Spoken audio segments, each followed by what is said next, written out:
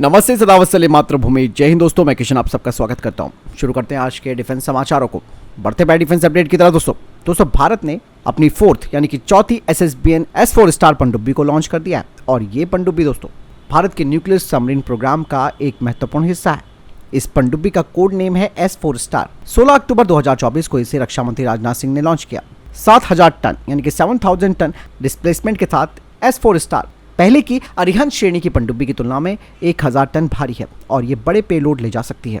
और इस पनडुब्बी की सबसे खास बात यह है कि इसमें 75% स्वदेशी सामग्री लगाई गई है। और S4 स्टार की एक और खास बात यह है, न केवल इसका डिस्प्लेसमेंट बढ़ा हुआ है बल्कि ये अरिहंत श्रेणी की पनडुब्बी की तुलना में अधिक सबमरीन लॉन्च बैलिस्टिक मिसाइल ले जा सकती है। ये अपने साथ 12 K-15 SLBM या फिर 4 लंबी दूरी की K4 मिसाइल ले जा सकती है। इसके अलावा भारत की S5 SSBN 12,000 टन डिस्प्लेसमेंट के साथ होगी और इसमें 5000 किलोमीटर रेंज वाली K5 SLBM भी लगी होगी।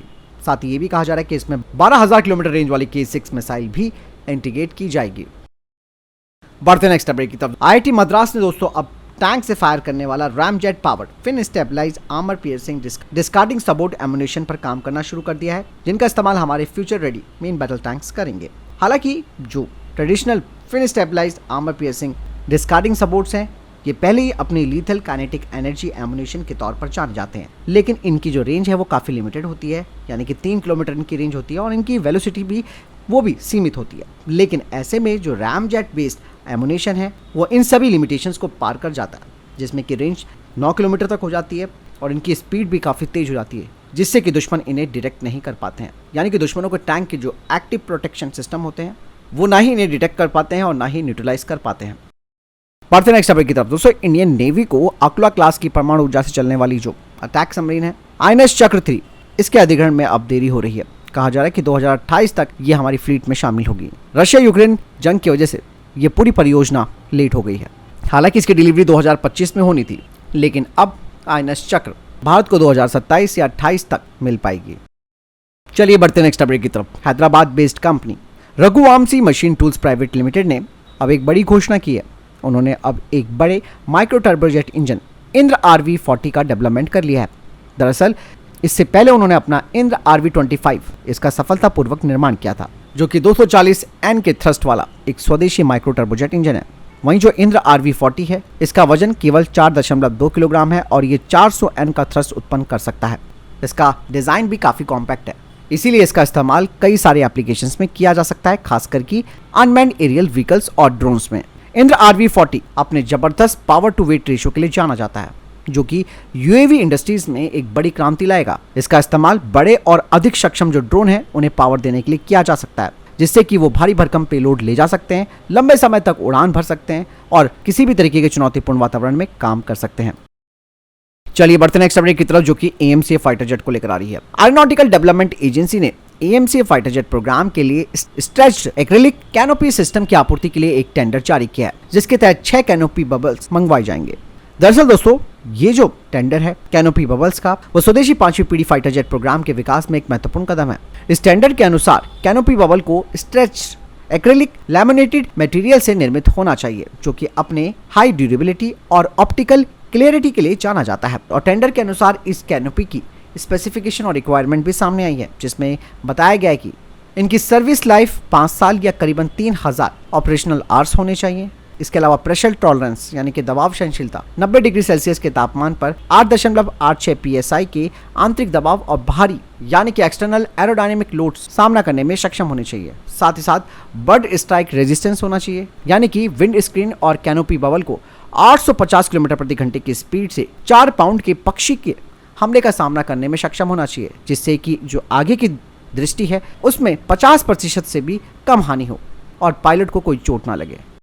बढ़ते नेक्स्ट अपडेट की तरफ। कल दोस्तों खबर आई थी कि चाइना ने अब LAC पर सभी विवादित मुद्दों को सुलझा लिया है।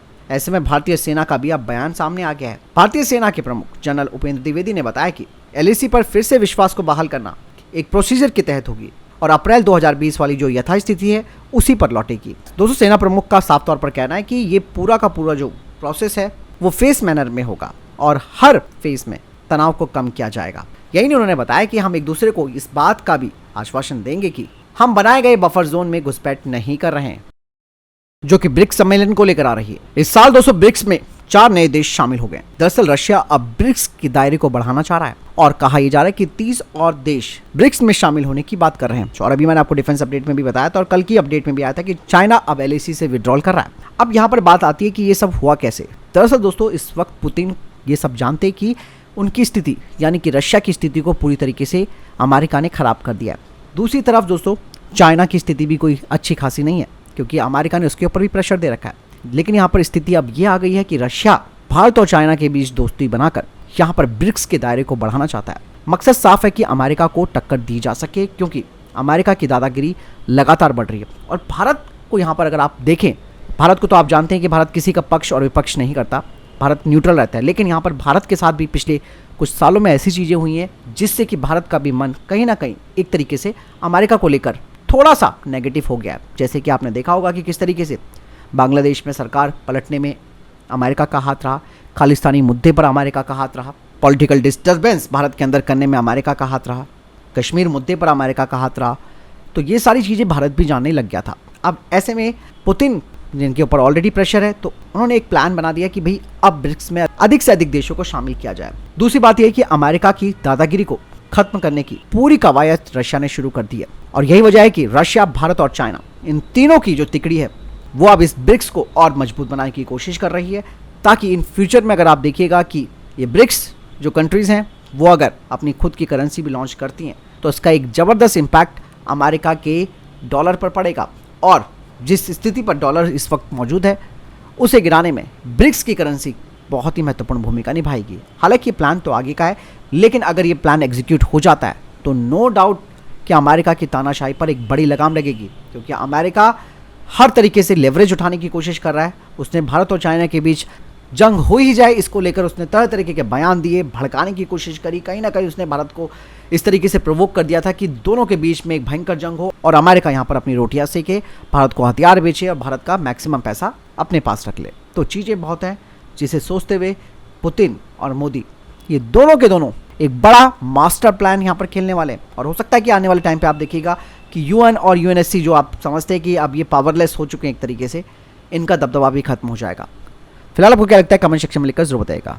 मतलब साफ है दोस्तों, दुनिया की ताकत अब एशिया में शिफ्ट हो रही है।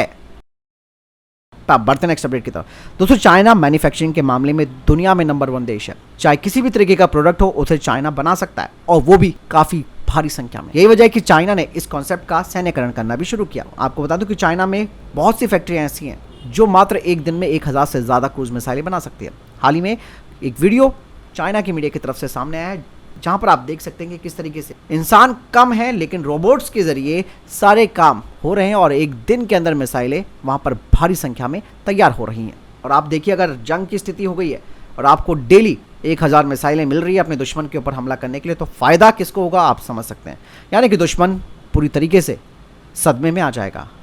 और सबसे खास बात है कि चाइना की ये जो मिसाइलें हैं वो घातक भी हैं और साथ ही साथ सस्ती भी हैं। और China anti ship cruise missiles और लैंड अटैक क्रूज मिसाइल्स को तैयार कर रहा है, इसीलिए उसने 2 कैटेगरी वाली मिसाइलें तैयार की हैं। इन सबको जमीन, हवा और पानी यानी कि किसी भी जगह से लॉन्च किया जा सकता है। बढ़ते नेक्स्ट अपडेट की तरफ। दोस्तों रशिया की किलो क्लास सबमरीन उफा हाल ही में कोची में डॉक हुई और भारतीय नौसेना की तरफ से इस पनडुब्बी का एक भव्य स्वागत किया गया। बढ़ते नेक्स्ट अपडेट की तरफ। भारत और सिंगापुर की एयरफोर्सेस जॉइंट मिलिट्री एक्सरसाइज के 12वें एडिशन का आयोजन वेस्ट बंगाल में शुरू कर चुकी है, जिसमें कि F-16 फाइटर जेट्स भी आए हुए हैं। तो फिलहाल इधर तक के टॉप डिफेंस अपडेट वीडियो के सामने कोई प्रश्न जवाब है, आपको कोई सवाल है कमेंट सेक्शन में लिखकर जरूर पूछ सकते हैं। वीडियो को लाइक और शेयर जरूर कीजिएगा। जय हिंद, वंदे मातरम।